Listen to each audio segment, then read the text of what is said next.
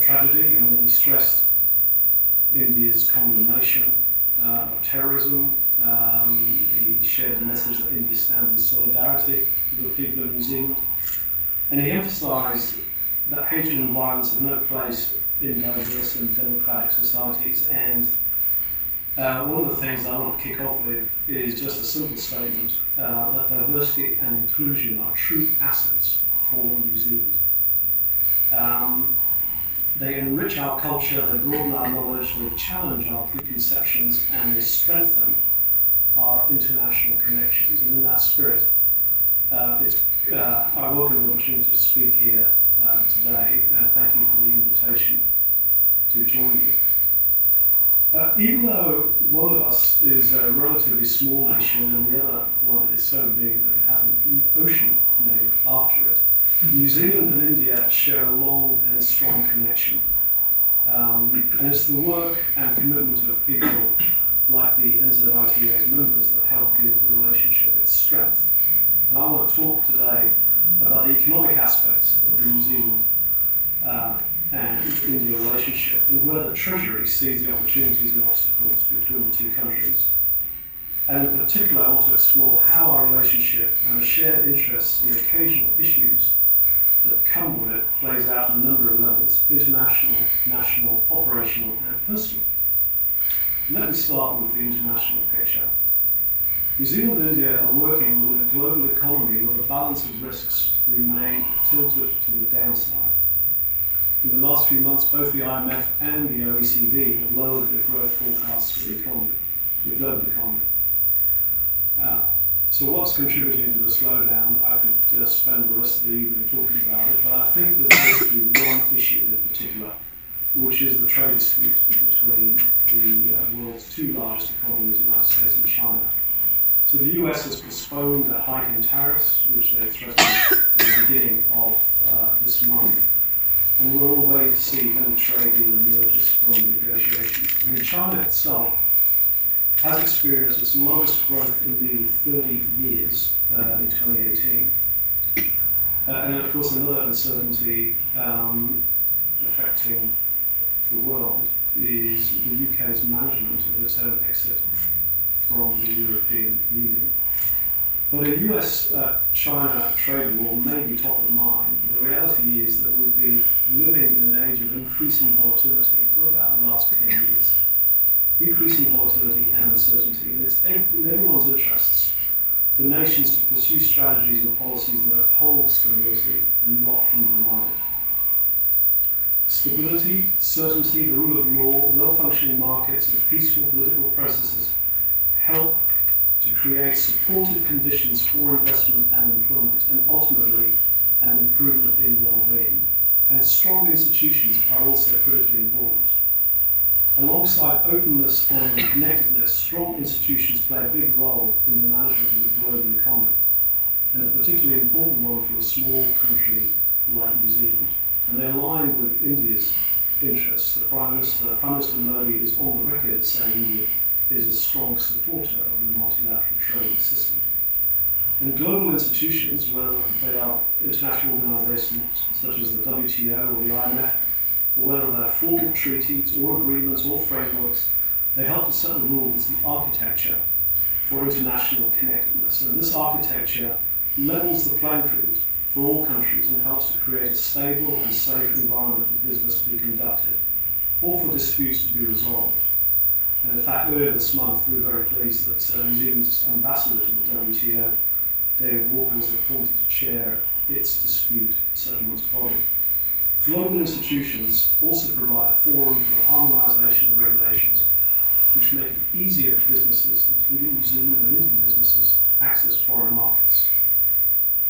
The path of trade runs smoother when rules are consistent and nations agree to follow them.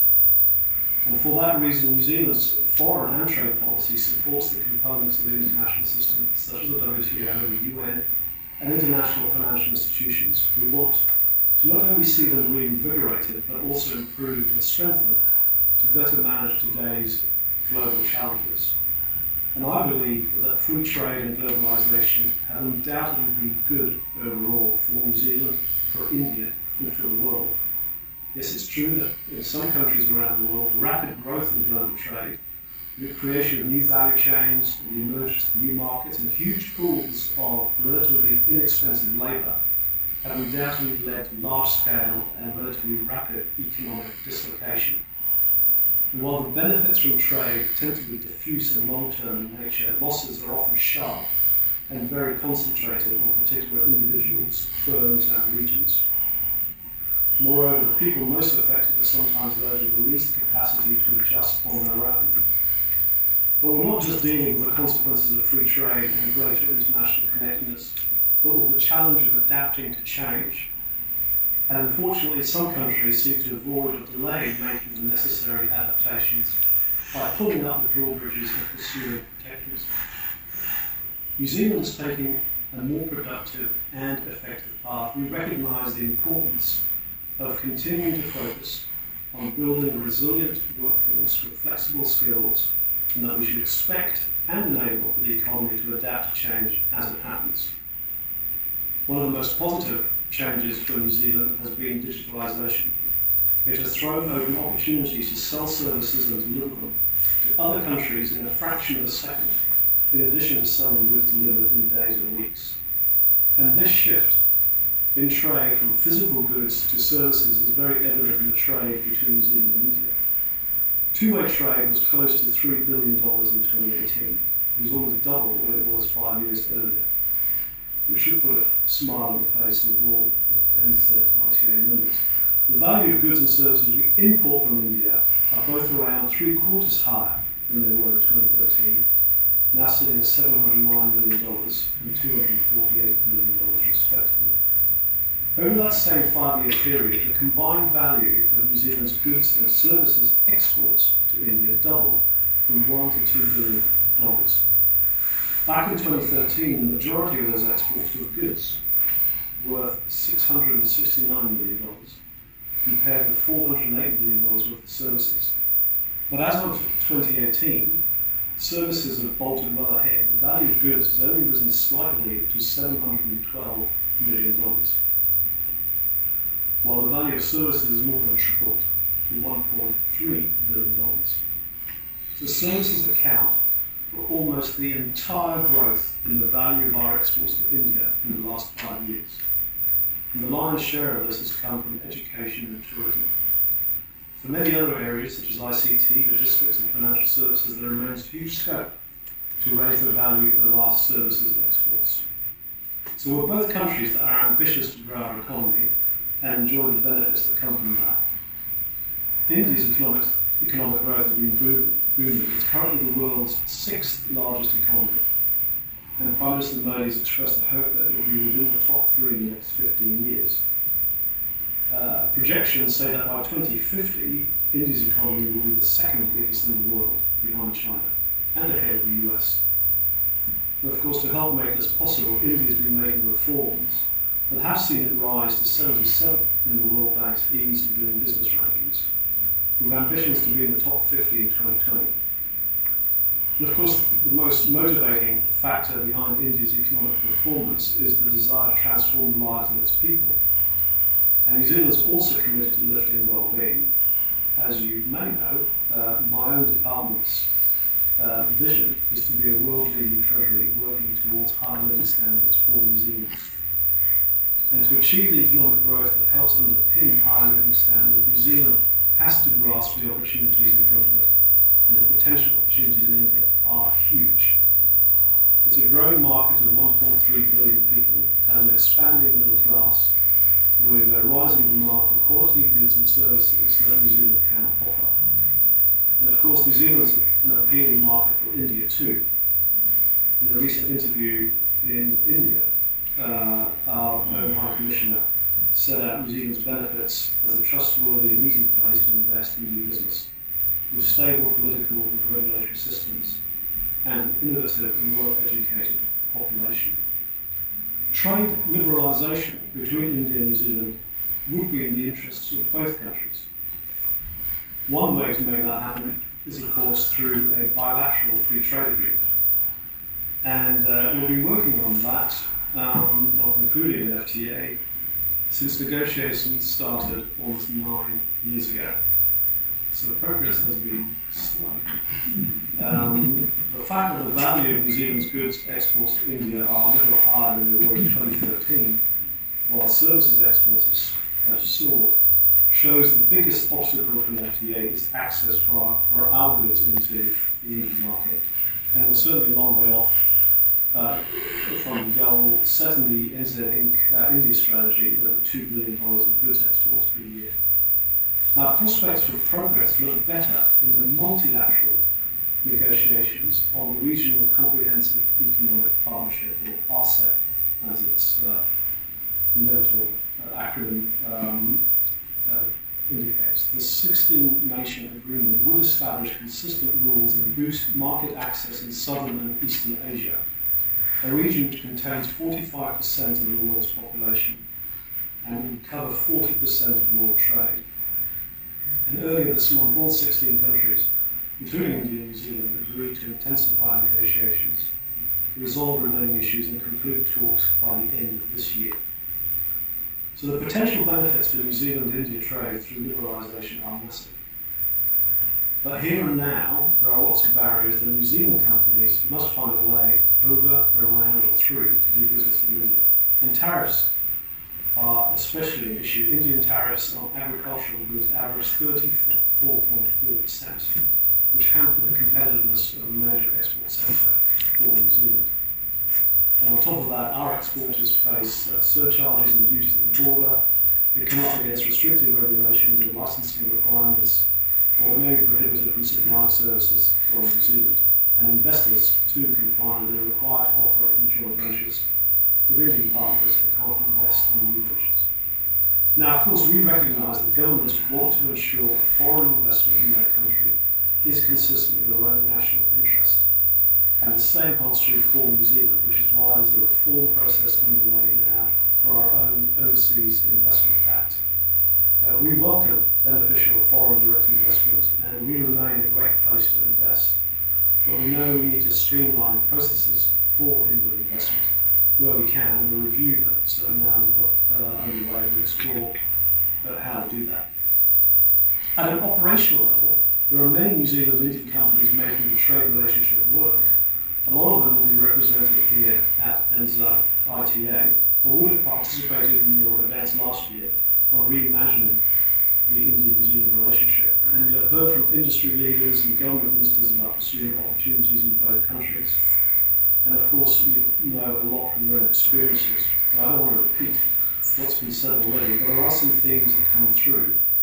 Several different industries are singled out as having great potential for growth, which include New Zealand's expertise in agricultural productivity, tourism, education, high-quality foods, software, engineering, and consultancy and professional services.